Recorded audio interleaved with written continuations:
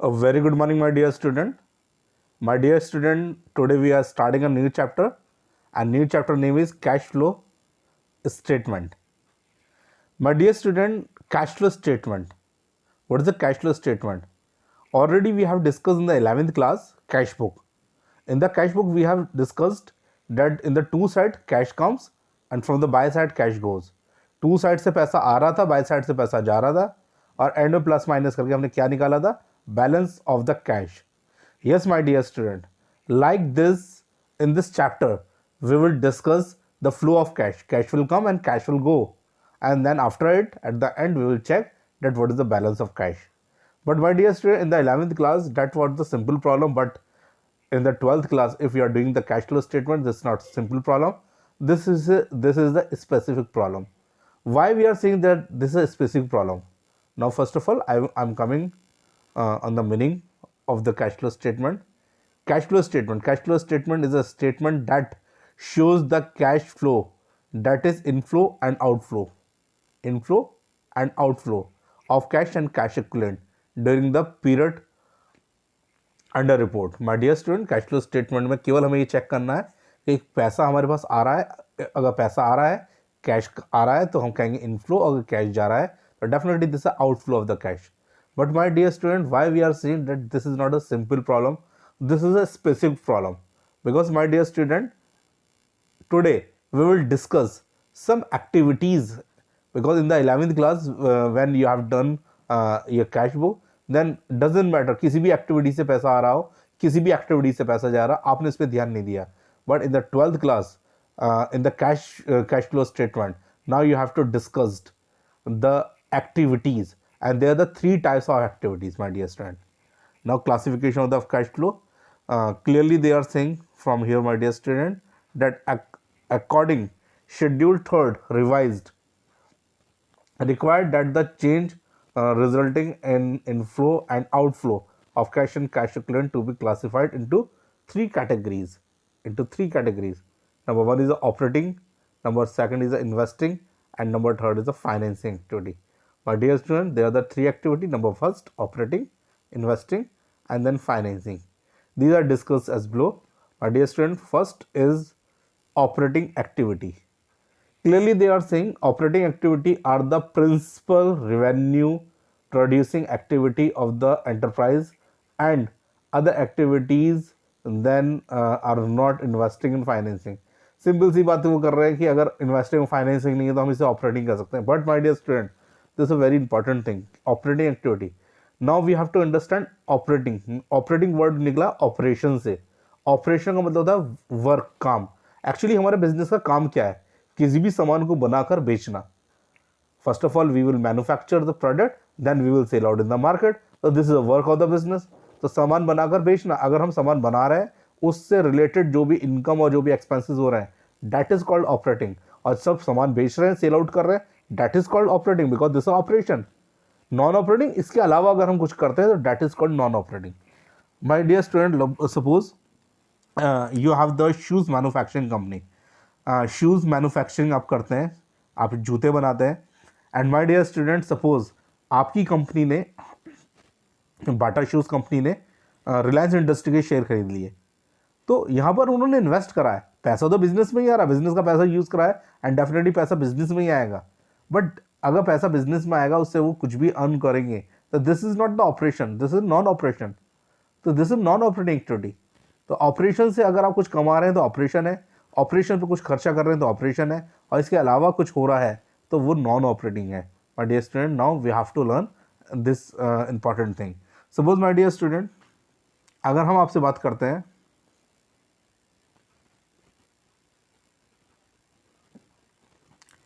My dear student, suppose आपसे discuss किया जाता है कि अगर हम कहते हैं कि यहाँ पर loss of sales of machine, machine को बेचा, लॉस हो गया. Machine is a fix asset. और फिक्स एसेट बेचना आपके बिजनेस का ऑपरेशन नहीं है. आपके बिजनेस का ऑपरेशन है उस मशीन से जो प्रोडक्ट बनाया उसे सेल आउट करना. बट आपने मशीन ही बेच दी, और मशीन बेच के आपने का फायदा हुआ या नुकसान हुआ, तो उससे जो फायदा या नुकसान हुआ, that is called non operating. तो loss of sales of machine, profit on sales of machine is a non operating item, not operating. तो now we have to discuss operating क्या है. जो मेरे ऑपरेशन से रिलेटेड है। ऑपरेशन क्या है? सामान बनाकर बेचना। अगर आपको लगता है सामान बनाकर बेचने से रिलेटेड ये इनकम या एक्सपेंसेस है, तो definitely in the operating will come, otherwise this is non operating. Now this question, but question करने से पहले फर्स्ट ऑफ ऑल हम डिस्कस करेंगे investing activity. In the investing activity they are saying investing activity are the acquisitions and disposal of the long term assets. Long term assets means fix assets my dear student. And my dear student, clearly मैं आपको clear कर दूंगा, investing activity related to fix assets. Investing activity related to fixed assets. अगर इतनी बात आपको clear हो जाए तो फिक्स एसेट और इन्वेस्टमेंट भी लॉन्ग टर्म होना चाहिए, शॉर्ट टर्म नहीं। Short term investment is a current assets, but long term investment should be, investing activities should be related to investment but long term investment and long term fix assets. Fix asset तो long term होती है। अब हम fix asset से related क्यों कर रहे हैं? सपोज माय डियर स्टूडेंट, हम मशीन खरीदते हैं, suppose we are purchasing a machinery, तो मशीन से क्या होगा? डेफिनेटली मशीन से प्रोडक्शन होगा, सामान बनाएंगे, बेचेंगे, पैसा कमाएंगे, तो इन्वेस्टमेंट तो करा मशीन में हमने। लैंड में बिल्डिंग खरीदी है, तो जब लैंड और बिल्डिंग ही नहीं होगी हमारे पास, तो हम वर्क कहाँ करेंगे? तो डेफिनेटली उसकी वजह से ही हम पैसा कमा रहे हैं। कोई भी फिक्स एसेट होगी उसकी वजह से हम पैसा कमाते हैं। और इन्वेस्टमेंट का मतलब क्या होता है? किसी भी एरिया में पैसा लगाना, पैसों को कमाने के लिए। तो फिक्स एसेट में अगर हम पैसा लगा रहे हैं तो डेफिनेटली दिस इन्वेस्टिंग। तो investing to be related to fix asset and investment, but long term investment, बस इन दो चीज़ों से रिलेटेड है। अगर इस बात को हम समझ जाएं तो इन्वेस्टिंग एक्टिविटी बड़े आराम से हम कर सकते हैं। And my dear student, number third point is a financing activity. Clearly I want to discuss with you financing activity related to capital of the business, capital employed. Capital दो तरह से बनती है my dear student, owner fund and borrowed fund. Owner fund मालिक का पैसा, equity shares, preference shares.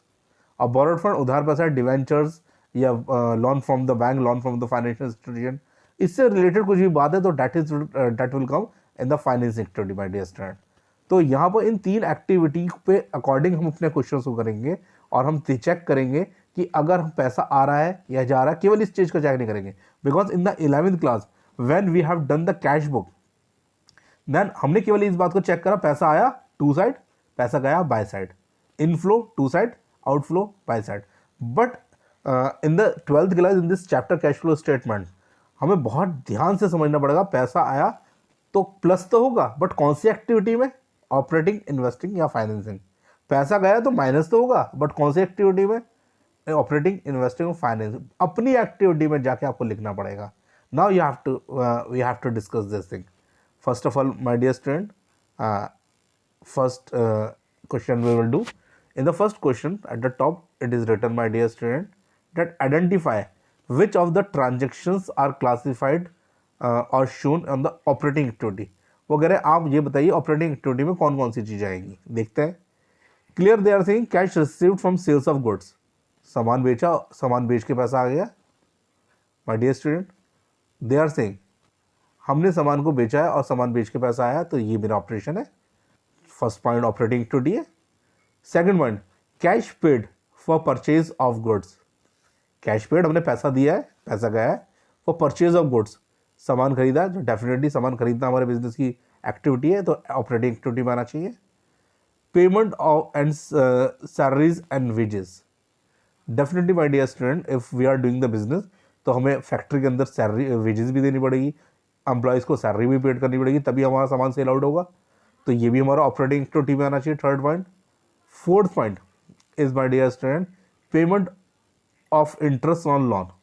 आपने loan लिया है, उस पर आप इंटरेस्ट पेड कर रहे हैं, तो लोन आपने लिया, उधार पैसा लिया, तो फाइनेंस एक्टिविटी का आइटम है, उस पर इंटरेस्ट पेड करोगे तो it will be come in the finance activity. तो fourth point will not come in the operating activity. Fourth point is a part of the finance activity because loan is a part.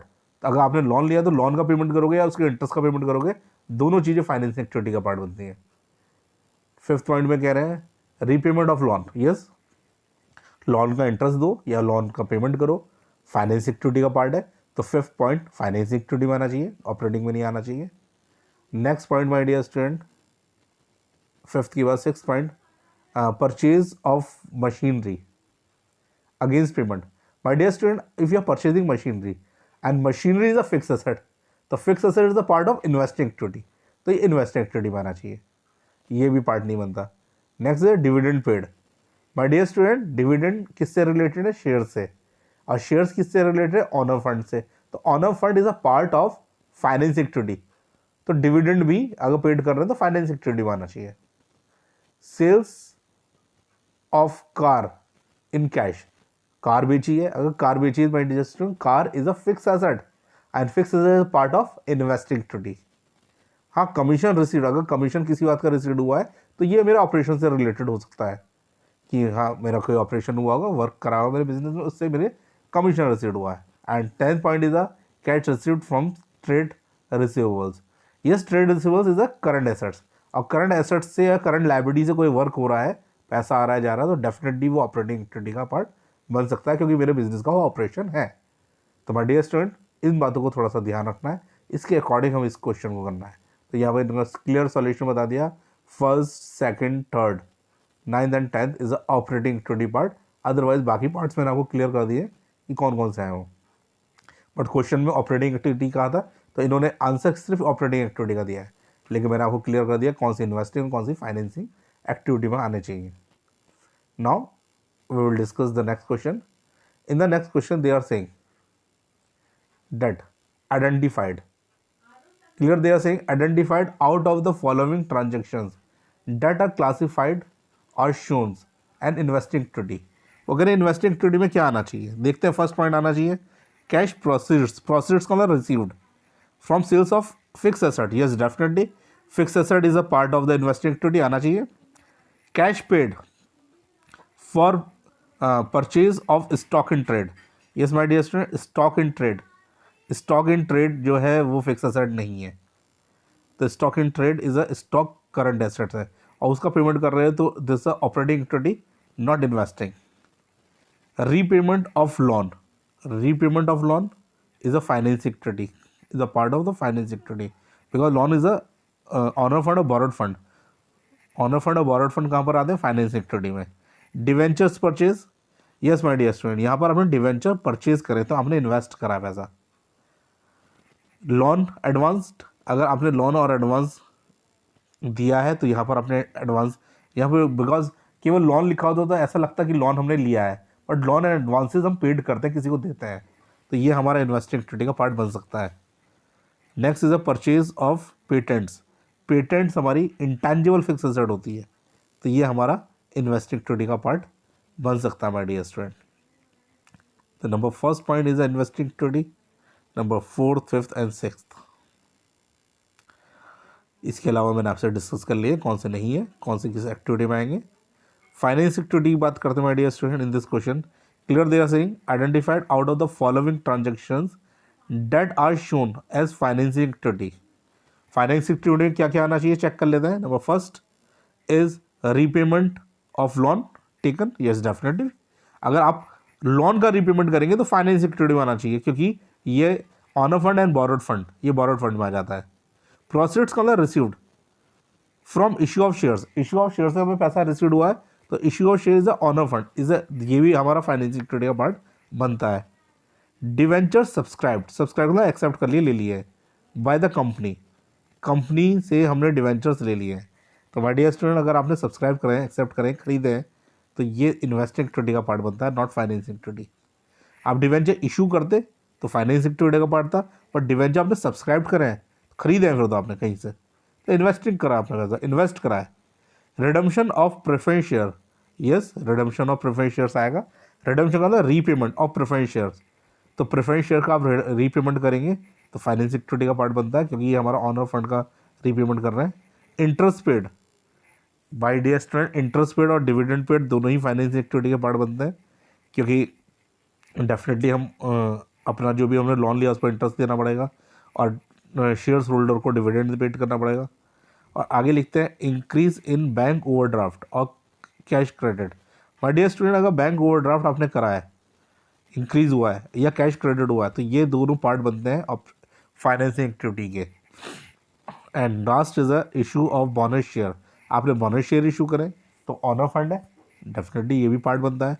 तो केवल एक part को छोड़ के बाकी सारे part हमारे बन रहे हैं फाइनेंसिंग एक्टिविटी में, सारे पार्ट बनेंगे। फर्स्ट, सेकंड, थर्ड को जोड़ के 5th, 4th, 5th, 6th, 7th, 8th, all part of the financing activity. So my dear student, I hope you understood what is the operating activity, what is the investing activity, and what are the financing activity. So please do this type of question. Thank you so much, and God bless you, my dear student.